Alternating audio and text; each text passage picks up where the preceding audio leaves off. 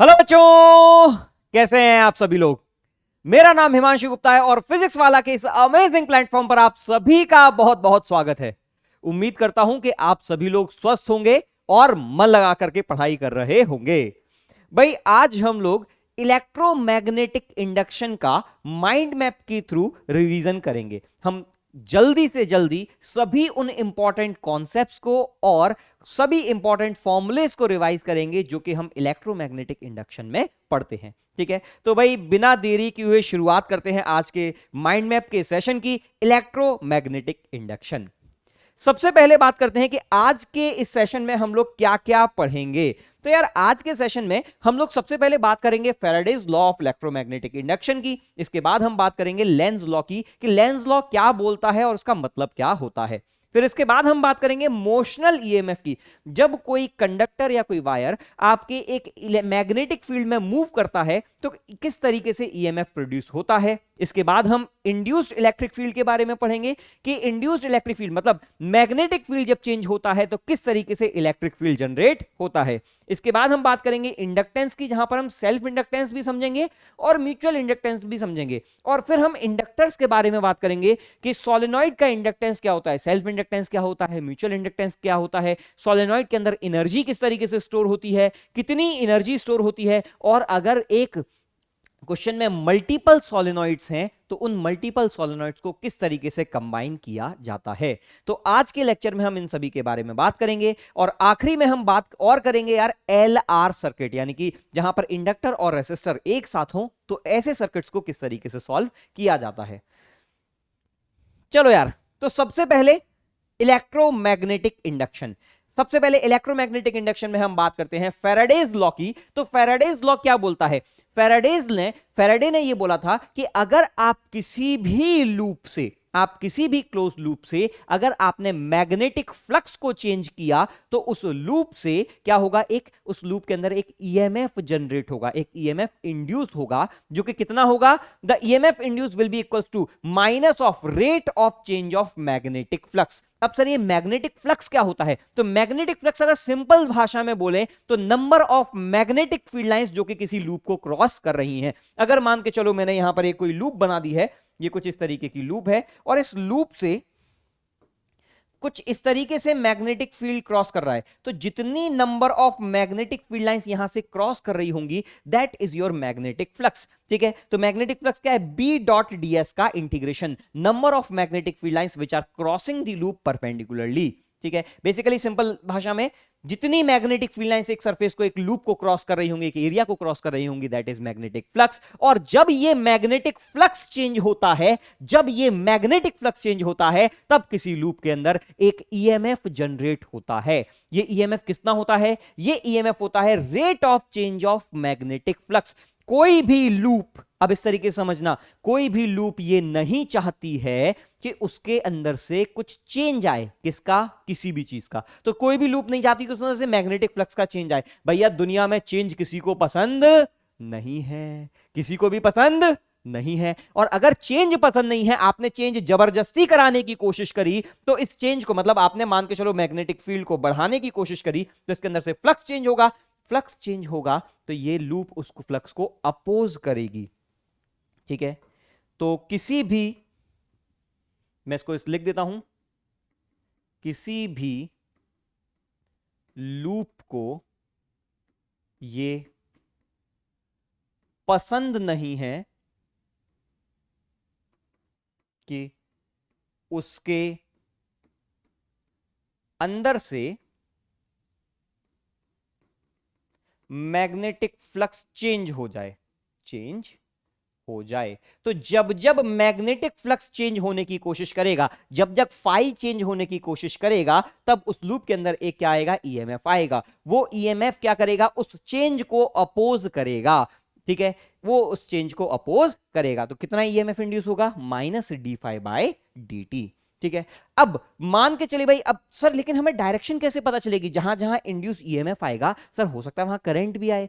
हम किस तरीके से इस ईएमएफ की डायरेक्शन पता करेंगे? सर ये तो आपने माइनस वाला बोल दिया सर, लेकिन ग्राफिकली हम ज्योमेट्रिकली कैसे देखेंगे कि अगर मान के चलो सर मैंने यहां पर फ्लक्स बढ़ा दिया, बी बढ़ा दिया तो फ्लक्स बढ़ेगा।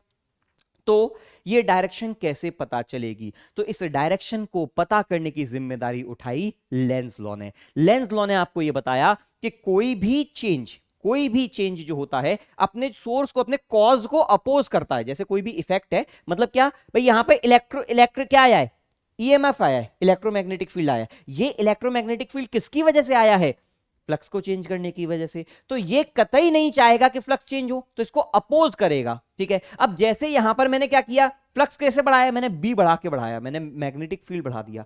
तो ये लूप इस तरीके का मैग्नेटिक फील्ड क्रिएट करेगी जो कि इसको, इस बी को अपोज करे। मतलब क्या, मैंने कहा सर अगर इस तरीके से लूप में करंट आता तो ऊपर की ओर वो तो सपोर्ट करने लगा, मतलब करंट इस लूप के अंदर जो इंड्यूस होगा वो कुछ ऐसा करंट इंड्यूस होगा बाहर की तरफ जाता हुआ।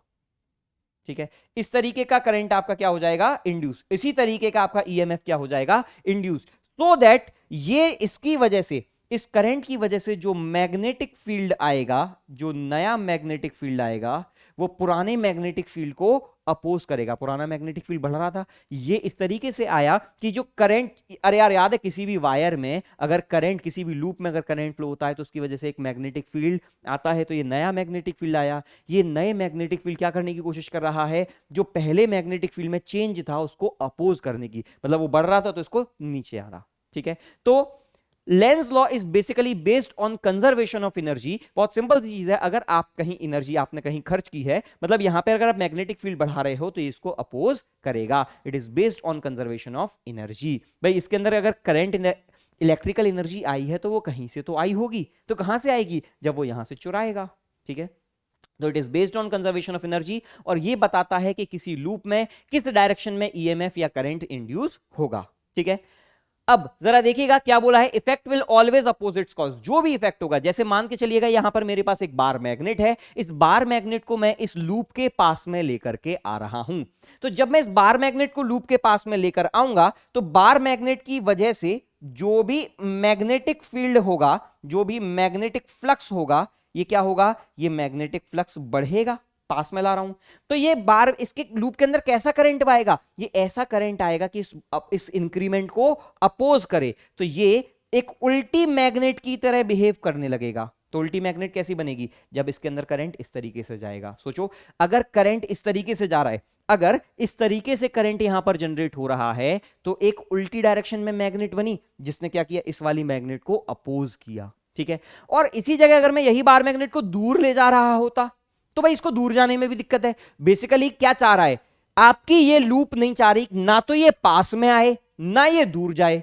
जब ये पास में आ रहा था तब इसको धक्का दे रहा, अरे अरे भाई वहीं पे रहो, वहीं पे रहो, पास में मत आना मेरे। तो इसने ये बोला, और जब ये दूर जाने लगा बोलता अरे दूर कहां जा रहे हो, थोड़ा पास में आओ, दूर मत जाओ।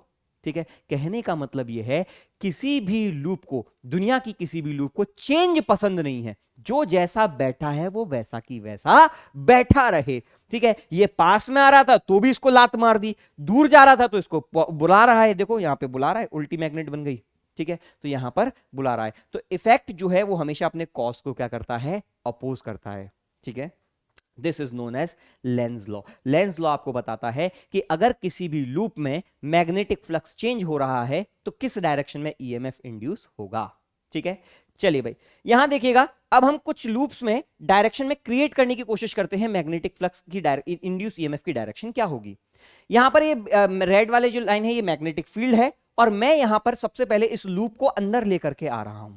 जरा देखिएगा, इस लूप को जब मैं अंदर लेकर के आ रहा हूं तो इसके अंदर से फ्लक्स क्या हो रहा है, बढ़ रहा है।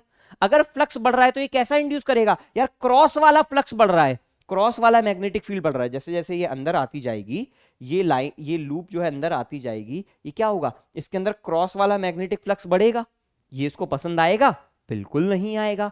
तो क्रॉस का मैग्नेटिक फील्ड अपोज करने के लिए ये क्या करेगा, ये डॉट में मैग्नेटिक फील्ड जनरेट करेगा। तो कोई लूप में, अब भाई एंटी क्लॉकवाइज जब करंट आता है तभी तो डॉट में मैग्नेटिक फील्ड आता है, तो इसके अंदर कैसा करंट इंड्यूस हुआ, एंटी क्लॉकवाइज। अब इस वाली लूप पे आइएगा भाई, ये अंदर जा रही है, जब ये अंदर पूरी तरह से आ चुकी है, क्या इसके अंदर से फ्लक्स चेंज होगा, जरा बताओ। अरे भाई जो लाइंस यहां से खत्म होंगी उतनी ही लाइंस ऐड होंगी, तो इसके अंदर से कोई फ्लक्स चेंज नहीं होगा। सिंस फ्लक्स चेंज नहीं हो रहा है, यहां पहले वाले केस में क्या था, फ्लक्स आपका बढ़ रहा था। दूसरे वाले केस में क्या है, फ्लक्स आपका कांस्टेंट है, कोई चेंज नहीं हुआ। तो जब फ्लक्स चेंज नहीं हुआ तो कोई भी करंट इंड्यूस नहीं हुआ। अब बाहर निकालने लगा तो फ्लक्स क्या होने लगा, कम होने लगा। क्रॉस वाला फ्लक्स कम होने लगा तो अब क्या करेगा, कम होने को सपोर्ट करेगा। बेसिकली ये जो है क्या कर रहा है, इसको चेंज पसंद नहीं है। कम हो रहा है तो बढ़ाएगा, बढ़ रहा है तो कम करेगा। यहां पे बाहर निकल रहा था तो कम हो रहा था, तो कम हो रहा तो बढ़ाने लगा। तो क्रॉस बढ़ाने के लिए क्या करेगा, क्लॉकवाइज करंट आने लगा। This is the direction of induce current. यहां देखिएगा जब मैं इसको पैरेलली ले जा रहा हूं तो अभी भी आधा फ्लक्स हमेशा वही है। तो फ्लक्स यहां पर कैसा है, फ्लक्स यहां पर कांस्टेंट है। फिर से वही चीज, यहां फ्लक्स क्या हो रहा था, डिक्रीज हो रहा था। ठीक है, अब यहां देखिएगा, यहां पर देखो, अब मैं इसको उस तरीके से घुमा रहा हूं। हमेशा ध्यान दीजिएगा, इसका आधा एरिया ही तो इस लूप के अंदर है और वो तो चेंज हो नहीं रहा, तो इसीलिए फ्लक्स कैसा है, कांस्टेंट है। तो अगेन कोई भी करंट इंड्यूस नहीं हुआ। लेकिन यहां देखिएगा, इस बार मैं इस लूप को कुछ इस तरीके से घुमा रहा हूं। तो पहले ये वाला एरिया था, पहले पूरा का पूरा इतने बड़े एरिया से फ्लक्स निकल रहा था। सोचो ये इतने एरिया से, अब थोड़ी देर बाद जब ये घूम जाएगा तो कुछ एरिया कम हो जाएगा ना इसका। ठीक है, इस तरीके से लाइन निकल रही है वो कम हो जाएगा, परपेंडिकुलरली तो लाइंस कम निकलेंगी। तो इसका मतलब ये है फ्लक्स क्या हो रहा है, कम हो रहा है। तो ये क्या करेगा, इसको सपोर्ट करेगा। सपोर्ट करने के लिए देखो कैसा करंट आया, क्लॉकवाइज करंट आया। ठीक है, तो इस तरीके से हम डायरेक्शन जज करते हैं किसी भी लूप में कितना करंट आएगा। अब करंट निकालना होता तो आप करंट कैसा निकालते, current will be equals to minus of rate of change of magnetic flux. ठीक है, ये क्या हो जाता, मैग्नेटिक फील्ड बी इनटू, आप डिफरेंशिएट कर दो तो d by D t of B magnetic field into ये वाला area d A by D t, तो इनटू डी इनटू एरिया। ठीक है, तो एरिया इनसाइड लिख देता हूं, तो ये क्या हो जाएगा, B into d area inside by D t. ये क्या हो जाता, अगर मैंने कहा इसकी लेंथ ये x है, ठीक है, ये लेंथ मैंने बोल दी है l है, तो ये क्या हो जाता, l इंटू एक्स, तो b into l into x का डी बाई डी टी, और ये हो जाता b l dx by D T, और dx बाई डी टी क्या होता है, ये v। तो कितना इंड्यूस होता, बी एल इंटू वी। ठीक है, इतना फ्लक्स इसमें इंड्यूस हो जाता। तो बी एल वी के बराबर यहां पे क्या आता, ईएमएफ इंड्यूस होता। ठीक है, चलिए भाई, अब बात करते हैं मोशनल ईएमएफ की। हमने अभी तक बात करी कि यार अगर किसी भी लूप से फ्लक्स चेंज होगा तो उसके अंदर एक ईएमएफ इंड्यूस होगा। लेंज लॉ ने आपको बताया कि वो क्या करेगा, वो फ्लक्स जो इंड्यूस होगा वो उसको अपोज करने की कोशिश करेगा। जो ईएमएफ इंड्यूस है उसकी वजह से जो नया मैग्नेटिक फील्ड आ रहा है वो चेंज को अपोज करेगा। ठीक है, अब बात करते हैं मोशनल ईएमएफ। मोशनल ईएमएफ मतलब क्या, यहां पर चीजें मूव कर रही हैं उनके अंदर ईएमएफ कैसे आता है। जैसे यहां पे कोई वायर है, इस वायर को जब मैं मूव करा रहा हूं, इस वायर को जब मैं इधर की ओर ले जा रहा हूं तो इसके अंदर किस तरीके से ईएमएफ इंड्यूस होगा। तो यार मैंने कहा वायर जिधर जा रहा है, ठीक है, तो जो ईएमएफ इंड्यूस होता है वो किसके बराबर होता है, that is equals to B into L into V. B L V के बराबर ईएमएफ इंड्यूस होता है। यहां पर मैग्नेटिक फील्ड, लेंथ और वेलोसिटी तीनों ही एक दूसरे के परपेंडिकुलर होनी चाहिए। ठीक है, अगर कोई चीज परपेंडिकुलर नहीं है, ठीक है, तो क्या करते हैं, तो हम उसका कंपोनेंट ले लेंगे। जैसे यहां पर वेलोसिटी कुछ ऐसी थी, ये लेंथ के परपेंडिकुलर नहीं थी, तो मैंने कहा वेलोसिटी के दो टुकड़े कर दो, लेंथ के अलोंग और लेंथ के परपेंडिकुलर। तो लेंथ के परपेंडिकुलर वाला कंपोनेंट लूंगा तो B L V cos theta. हमेशा ध्यान दीजिएगा, तीनों बी एल और V must be mutually perpendicular. ठीक है, अगर कोई नहीं है तो भाई हम क्या करेंगे, कंपोनेंट लेंगे। अगर मान के चलो यहां पे ये लेंथ पूरी की पूरी ऐसी ही हो जाती तो क्या होता, कोई कंपोनेंट नहीं आता, उस केस में आपका कोई भी मैग्नेटिक फील्ड कोई भी ईएमएफ जनरेट नहीं होगा। ठीक है, तो ये याद रखिएगा। एक और चीज, सर डायरेक्शन कैसे पता करते हैं, ईएमएफ ऊपर बनेगा, बैटरी ये ऊपर की ओर बनेगी या नीचे की ओर बनेगी, हम ये कैसे पता करते हैं। तो बैटरी की डायरेक्शन पता करने का बहुत सिंपल सा लॉजिक है। आप वेलोसिटी की तरफ उंगली कर लो, भाई वेलोसिटी कहां की ओर है, इधर की तरफ है, तो मैं वेलोसिटी की तरफ फिंगर्स कर लेता हूं। ठीक है, और अब मैं क्या करूंगा, अपनी फिंगर्स को वेलोसिटी से मैग्नेटिक फील्ड, अपने सीधे हाथ की फिंगर्स को वेलोसिटी से मैग्नेटिक फील्ड तक कर्ल करूंगा। तो थंब कहां आया, ऊपर की तरफ, तो ईएमएफ कहां बनेगा, ऊपर की तरफ। तो ये आपका ईएमएफ की डायरेक्शन हो जाएगी। ठीक है, तो हमेशा वेलोसिटी से फिंगर्स कर्ल करेंगे कहां की तरफ, मैग्नेटिक फील्ड की तरफ। जिस डायरेक्शन में आपका थंब आएगा उस डायरेक्शन में आपका क्या हो जाएगा, ईएमएफ इंड्यूस हो जाएगा। ठीक है, चलिए भाई, तो हमने ये भी बात कर ली। अब हो सकता है किसी केस में आपने जैसे मान के चलो कुछ आपको केस ऐसा दे दिया कि हमारे पास भाई एक रॉड है जो कि इस तरीके की है और मैग्नेटिक फील्ड अभी भी कहां है, अंदर की ओर है। ठीक है, लेकिन वेलोसिटी रॉड की इधर की तरफ है। ठीक है, मैंने कहा थंब कम कर लो, तो मैंने कहा थंब क्या होगा, अंदर की तरफ जाऊंगा, तो बैटरी कहां बनी, ऊपर की तरफ बनी। लेकिन यार इस डायरेक्शन में क्या इसकी रॉड की लेंथ है, क्या इस रॉड की लेंथ है, एल इस डायरेक्शन की क्या है, ये तो ऑलमोस्ट जीरो है। अगर लेंथ ऑलमोस्ट जीरो है तो इंड्यूस्ड ईएमएफ भी क्या हो जाएगा, this will almost be zero. और क्यों हो रहा है यहां पर ऐसा, क्योंकि इस बार जो वेलोसिटी है वो इस रॉड की इस वाली लेंथ के पैरेलल है, तो इंड्यूस्ड ईएमएफ तो जीरो होना ही था। इसकी चौड़ाई तो है ही नहीं, थिकनेस तो ऑलमोस्ट जीरो है। ठीक है, और थिकनेस के परपेंडिकुलर होता है, ये थिकनेस जीरो है तो ये भी जीरो हो गया। ठीक है, तो ऐसे केसेस में जहां पर कोई भी चीज आपस में परपेंडिकुलर नहीं है, कोई भी इन तीनों में से कोई एक चीज आपस में परपेंडिकुलर नहीं है, हमारा आंसर जीरो आता है। मान के चलो इसी केस में मैं वेलोसिटी को आगे ना दे करके अंदर की तरफ दे देता तो क्या होता, वेलोसिटी और मैग्नेटिक फील्ड पैरेलल हो जाते, उस केस में भी ईएमएफ क्या आता, जीरो आता। ठीक है, चलिए भाई, लेकिन तब का क्या जब वायर आपका सीधे हाथ, मतलब ऐसे बिल्कुल सीधा स्ट्रेट लाइन नहीं हो, आपका जो वायर है वो कुछ ऐसा आड़ा तिरछा सा हो भाई, जैसे यहां दे रखा है, जैसे यहां दे रखा है। ऐसे केस में कभी तुमने फसल काटने वाली या जो घास काटने वाला जो हसिया होता है वो देखा है। ठीक है, ये आपका इस तरीके का हसिया जो होता है, आप इमेजिन करो आपका जो वायर है वो उसी तरीके का हसिया है। ठीक है, अब अगर मैं इससे ये घास काट रहा हूं तो बताना कितनी इस जो ये जो हसिया है या ये जो औजार है इसकी इफेक्टिव लेंथ कितनी है, ये कितने कितने एरिया का जो घास है वो काट सकता है। मैंने कहा यार जो ये वाली लेंथ है, जो ये वाली लेंथ है उतने बराबर ही तो घास काट सकता है। जैसे मेरे पास ये कोई मान चलो ब्लेड है, ठीक है, मैं इस ब्लेड से ज्यादा कितनी घास काट सकता हूं, अगर मैं इस तरीके से ले जा रहा हूं तो जो ये लेंथ है वही इसी के बराबर घास काट पाऊंगा। सोचो इस लेंथ के बराबर यही तो घास कटेगी, ऐसे वाली लेंथ। ठीक है, सेम वही चीज है, जब मैंने इससे घास काटने की कोशिश करी तो ये वाली लेंथ के बराबर, मतलब ये वाली जो लेंथ है ना ये घास काट पाएगा। ठीक है, तो मैंने कहा इसकी वायर की लेंथ चाहे कुछ भी होती रहे, इफेक्टिव लेंथ क्या है, ये शॉर्टेस्ट लेंथ है। ठीक है, सेम वही लॉजिक आपको मैग्नेटिज्म में लगाना है। मतलब बेसिकली क्या कर रहे हैं, ऐसा सोच लो इस वायर से मैग्नेटिक फील्ड नाम की घास काट रहा हूं। ये देखो ये घास उगी हुई है यहां पे, ठीक है, ये घास उगी हुई है। मैंने कहा अगर मैं इस सर्कुलर सेमी सर्कुलर वायर को ऐसे ले जाता हूं तो बताना कितनी घास काट पाऊंगा। तो मैंने देखा कि सिर्फ और सिर्फ उस रीजन की घास काट पाऊंगा जो यहां इस वाले एरिया में है। ठीक है, तो क्या मैं इस वाले वायर को एक इस तरीके के वायर से रिप्लेस कर सकता हूं, ये वाला जिसकी लेंथ क्या होगी 2r होगी, तो ईएमएफ क्या हो जाएगा b into 2r into v। ठीक है, तो इफेक्टिव लेंथ क्या है, बेसिकली आपको स्टार्टिंग पॉइंट और एंड पॉइंट को डायरेक्ट स्ट्रेट लाइन से ज्वाइन कर देना है। ठीक है, और वो लेंथ क्या करना है, मैग्नेटिक फील्ड के परपेंडिकुलर वाली देखनी है। ठीक है, जैसे मैंने यहां देखा ये कुछ इस तरीके का वायर था, मैंने कहा एक स्ट्रेट लाइन से ज्वाइन कर दिया, इस तरीके का एक स्ट्रेट लाइन बनेगा। ठीक है, और क्या ये स्ट्रेट लाइन पूरा 100% परपेंडिकुलर है, मैंने कहा नहीं, तो मैंने कहा इसका दो हिस्सा लेना है, तो कौन सा वाला हिस्सा आ जाएगा, ये वाला। ठीक है, इस स्ट्रेट लाइन के भी मैंने दो टुकड़े कर दिए। तो इफेक्टिव लेंथ बताओ कौन सी है, इफेक्टिव लेंथ जो कि तीनों के परपेंडिकुलर है, वेलोसिटी के भी मैग्नेटिक फील्ड के भी, तो this is the effective length. ठीक है,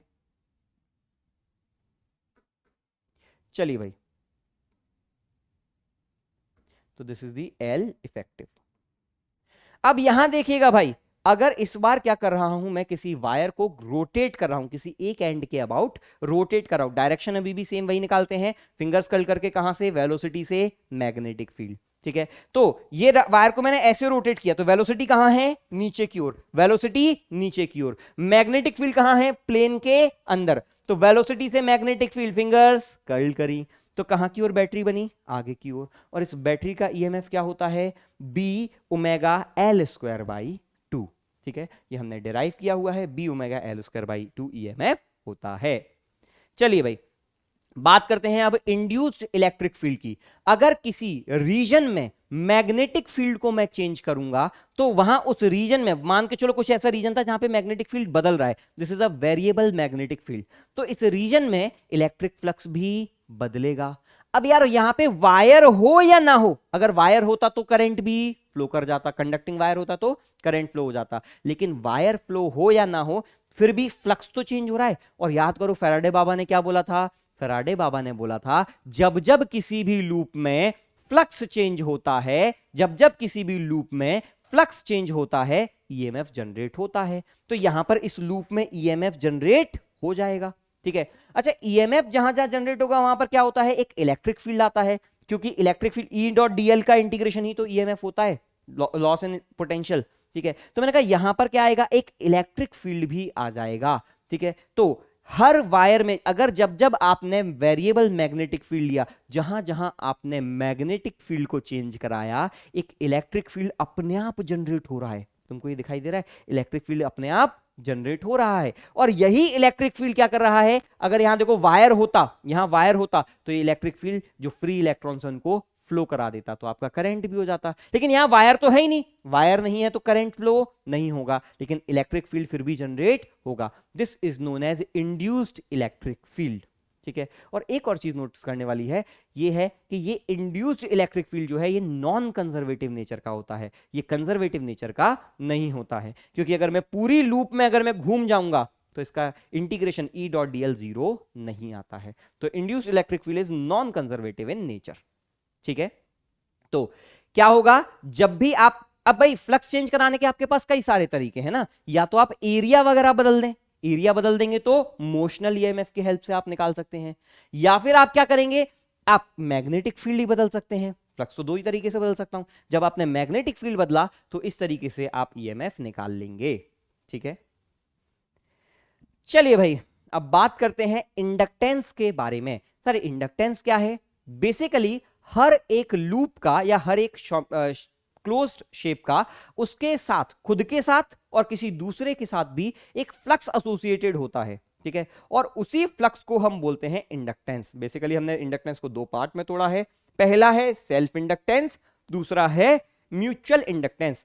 अगर किसी लूप का खुद के साथ ही, मैंने मान के चलो मेरी लूप में करंट फ्लो कर रहा है, मैंने इस वायर में करंट फ्लो कराया, इस वायर के करंट की वजह से इस लूप के खुद के अंदर से मैग्नेटिक फील्ड लाइंस पास हो गई, ठीक है। तो क्या होगा, इस लूप के खुद के अंदर एक फ्लक्स एसोसिएट हो गया, खुद के करंट की वजह से खुद के अंदर मैग्नेटिक फ्लक्स आ गया है, खुद के करंट की वजह से खुद के अंदर मैग्नेटिक फ्लक्स आ गया है। ऐसे फ्लक्स को हम बोलते हैं सेल्फ इंडक्टेंस वाला मैग्नेटिक फ्लक्स, ठीक है। तो अब ये क्या बोल रहा है, flux is associated through the loop due to self current, ठीक है। अब ऐसे इंडक्टेंस को हम बोलते हैं सेल्फ इंडक्टेंस। तो कैसे होगा भाई, जितना ज्यादा मैं करंट फ्लो कराऊंगा ये फ्लक्स उतना बढ़ता जाएगा, तो current will be directly proportional to flux.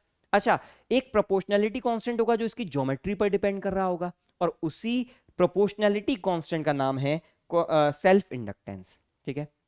तो सेल्फ इंडक्टेंस को डिफाइन करना है तो कैसा करूंगा, फ्लक्स पर यूनिट करंट, एक यूनिट करंट के लिए इस लूप से जितना फ्लक्स एसोसिएटेड है उसको हम बोलते हैं सेल्फ इंडक्टेंस। फ्लक्स, ये इंडक्टेंस की यूनिट होती है हेनरी, आपका जो फ्लक्स है उसकी यूनिट होती है वेबर, ठीक है। चलो भाई, तो या गॉस, ठीक है। तो यहां पर आपके पास henry is the unit of inductance, self inductance की भी, म्यूचुअल इंडक्टेंस की भी। सर म्यूचुअल इंडक्टेंस क्या होता है, अरे भाई एक लूप के करंट की वजह से दूसरे लूप से कितना फ्लक्स एसोसिएटेड है, that is known as mutual inductance, ठीक है। दोनों का डेफिनेशन बिल्कुल सेम तरीके का है, ठीक है। Flux associated per unit current, यहां पर भी क्या है, flux associated per unit current, M21 यहां पर मैंने लिखा हुआ है, नीचे जा रहा है, ठीक है। Flux associated per unit current आप यहां से भी देख सकते हो, ठीक है। तो सेल्फ इंडक्टेंस को हम L से रिप्रेजेंट करते हैं, म्यूचुअल इंडक्टेंस को हम M से रिप्रेजेंट करते हैं, बस इतना सा अंतर है, ठीक है। नोटिस कीजिएगा, ऑल्दो मैंने ये बोला है कि जितना ज्यादा करंट होगा उतना ज्यादा फ्लक्स होगा, लेकिन इन दोनों का रेशियो जो है ये एक कांस्टेंट क्वांटिटी आएगी। मतलब क्या सर, हमने करंट डबल कर दिया तो फ्लक्स भी डबल हो जाएगा। इसका मतलब है सेल्फ इंडक्टेंस और म्यूचुअल इंडक्टेंस दोनों ही करंट पर डिपेंड नहीं करते, L और M दोनों ही करंट पर डिपेंड नहीं करते। Self inductance is independent of current. आपने अगर करंट डबल करके सोचा कि इंडक्टेंस डबल हो जाएगा, क्योंकि तो फ्लक्स भी तो डबल हो गया, तो दोनों का 2 और 2 कैंसिल हो जाएगा। सेम वही चीज यहां पर भी होगी। ठीक है, ये किस पर डिपेंड करता है? सेल्फ इंडक्टेंस और म्यूचुअल इंडक्टेंस एक दूसरे के ज्योमेट्री पर डिपेंड करते हैं, पोजीशन पर डिपेंड करते हैं, और साथ में मीडियम पर डिपेंड करते हैं कि भाई इसके अंदर कोई ऐसा तो नहीं कोई आयरन वगैरह का कोर है। ठीक है, तो उस मीडियम पर डिपेंड करते हैं। तो सेल्फ इंडक्टेंस भी और म्यूचुअल इंडक्टेंस भी ज्योमेट्री पर डिपेंड करते हैं और मीडियम पर डिपेंड करते हैं, ये करंट पर डिपेंड नहीं करते हैं। ठीक है, अच्छा भाई, अब हमें बात करनी है जो वो ये है कि म्यूचुअल इंडक्टेंस और सेल्फ इंडक्टेंस हमें जो चाहिए होगा वो सोलेनॉइड का चाहिए होगा, क्योंकि बहुत ज्यादा जगह सोलेनॉइड यूज किया जाता है। तो सोलेनॉइड के अंदर जो मैग्नेटिक फील्ड होता है, इसके अंदर मैग्नेटिक फील्ड क्या होता है? तो magnetic field is given by mu naught n I, where n is the number of turns per unit length. ये होता है, हमने मूविंग चार्जेस में हमने देखा है। ठीक है, मैग्नेटिक इफेक्ट्स ऑफ करंट में हमने ये मैग्नेटिक फील्ड निकाला हुआ है। ठीक है, अब म्यू नॉट एन आई जब ये मैग्नेटिक फील्ड है, तो इसकी वजह से हमने जो सोलेनॉइड था, इसका जो सेल्फ इंडक्टेंस आता है वो आता है mu naught n square A into L, where A is the cross section area, n is number of turns per unit length, L is total length of this solenoid. और ध्यान दीजिएगा, ये expression सिर्फ और सिर्फ लॉन्ग सोलेनॉइड के लिए valid है, क्योंकि मैग्नेटिक फील्ड अंदर कांस्टेंट सिर्फ और सिर्फ लॉन्ग सोलेनॉइड के लिए ही होता है। ठीक है, तो mu naught n square A into L, ये आता है क्या? इसका सेल्फ इंडक्टेंस। ये वाला formula total number of turns का है, आपको याद करने की जरूरत नहीं है। स्मॉल एन इंटू एल आपका क्या हो जाएगा? Total number of turns capital N के बराबर हो जाएगा। ठीक है, तो लिख भी देता हूं, small n into L is equals to capital N. ठीक है, लेकिन जरूरत करनी नहीं है। चलो भाई, अब एक इंडक्टर के अंदर, इंडक्टर को हम रिप्रेजेंट कैसे करते हैं? इस तरीके के वायर से रिप्रेजेंट करते हैं। ठीक है, इंडक्टर के अंदर भाई अगर आई करंट जा रहा है तो उसकी एनर्जी क्या होगी? Half L I square, half L I square energy होगी। और कोई भी इंडक्टर से जब जब आप करंट चेंज करने की कोशिश करोगे, भाई इंडक्टेंस क्या है? इंडक्टेंस आपका भाई सेल्फ इंडक्टेंस क्या था? हमारा सेल्फ इंडक्टेंस या फिर मैंने कहा फ्लक्स आपका था एल इंटू आई। तो जब जब आपने फ्लक्स चेंज कराया या करंट चेंज कराया तो फ्लक्स चेंज होगा, तो क्या आ जाएगा? L D I by D T. और जितना ये आएगा this will be equals to minus of induced EMF. तो induced EMF is equals to minus L D I by D T. जब जब हम किसी भी सोलेनॉइड से करंट चेंज कराने की कोशिश करेंगे, वो सोलेनॉइड उसको अपोज करेगा, उस करंट के चेंज को नहीं होने देगा। ये कोशिश करेगा करंट का चेंज अपोज करे, तो एक उल्टी बैटरी की तरह बिहेव करता है। तो solenoid behaves like a battery which opposes the current change। ठीक है, उल्टी बैटरी की तरह बिहेव करता है। कितने ईएमएफ की battery? L D I by D T EMF की बैटरी। तो पोलैरिटी आप खुद से निकालेंगे, मैग्नीट्यूड क्या होगा? L D I by D T. जैसे मान के चलिएगा हमारे पास कोई एक वायर है, ठीक है, और इस वायर से मैंने यहां पर एक इंडक्टर लगा दिया है, और इस वायर से मैंने कुछ करंट बढ़ाना चाहा, लेट से 2 एम्पियर पर सेकंड बढ़ाना चाहा।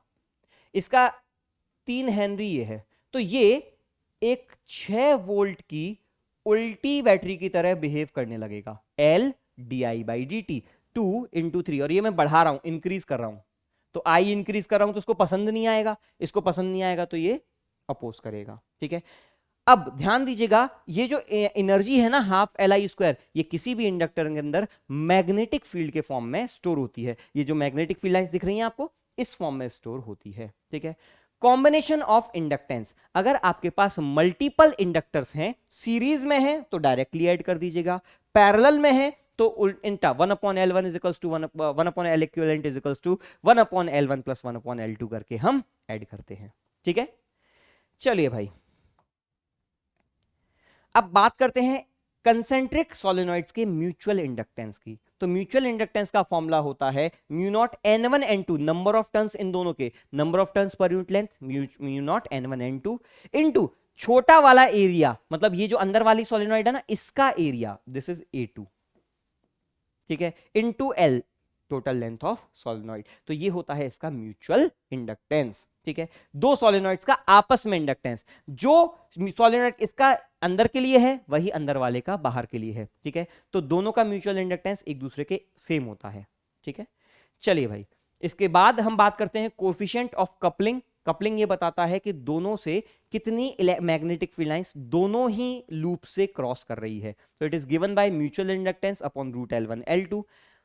पूरा परफेक्ट कपलिंग के लिए के की वैल्यू 1 हो जाती है और उस केस में mutual inductance root L1 L2 के बराबर होता है। आपको सिर्फ और सिर्फ ये फॉर्मूले याद रखने हैं, ठीक है।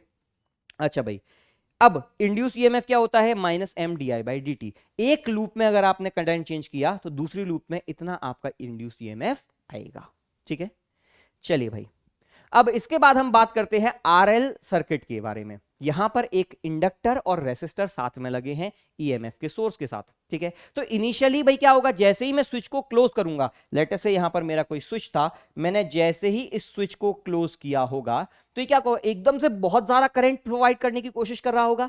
ये इंडक्टर सडन करंट चेंज को पास नहीं होने देगा, तो ये एकदम से उल्टी बैटरी बन जाएगी, ठीक है। लेकिन धीमे धीमे धीमे धीमे करंट बढ़ता जाएगा, तो इसका फ्लो कैसा होता है? इस तरीके का फ्लो दिखाई देता है, ठीक है। t इज इक्वल्स टू 0 पर ये इंडक्टर ओपन सर्किट की तरह बिहेव करेगा। t इज इक्वल्स टू 0 पर ये इंडक्टर बिल्कुल ओपन सर्किट ऐसा बिहेव करेगा, और t is equals to infinite पर ये इंडक्टर बिल्कुल एक कंडक्टिंग वायर की तरह बिहेव करेगा, ठीक है। तो जब भी आपको किसी इंडक्टर के बारे में बात करेगा तो इनिशियली t0 पर आप उसको ओपन सर्किट की तरह रिप्लेस कर दो, ठीक है, और इंफिनिटी पर एक कंडक्टिंग वायर की तरह। कैपेसिटर में जस्ट उल्टा होता है, कैपेसिटर में 0 पर कंडक्टिंग वायर बन जाता है और इंफिनिटी पर ओपन सर्किट बन जाता है, ठीक है। तो करंट फ्लो कैसा होता है? किसी भी बीच वाले टाइम पर E upon R, maximum current infinity पर E अपॉन आर जाएगा, ठीक है। 1 माइनस ई की power minus t by tau, ये एक्सपोनेंशियल रिजल्ट शो करता है, ठीक है। धीमे धीमे करंट बढ़ता जाएगा, टॉ की वैल्यू होती है L अपॉन आर। और इसी तरीके से यहां पर करंट डिके भी होता है, और डिके का फॉर्मूला एक्सप्रेशन ये है, ठीक है। चलिए भाई, यहां पे इनिशियली कोई आई नॉट करंट जा रहा था, ठीक है। तो ये था आपका इलेक्ट्रोमैग्नेटिक इंडक्शन के सभी इंपॉर्टेंट रिजल्ट्स, फॉर्मुलेस और कॉन्सेप्ट्स, ठीक है। उम्मीद करता हूं कि आपको आज का सेशन हेल्पफुल लगा होगा। आपने शॉर्ट में सभी चीजें समराइज की होंगी, आपने तुरंत रिवाइज कर लिया होगा, ठीक है। पढ़ाई करिएगा जरूर। All the best, thank you.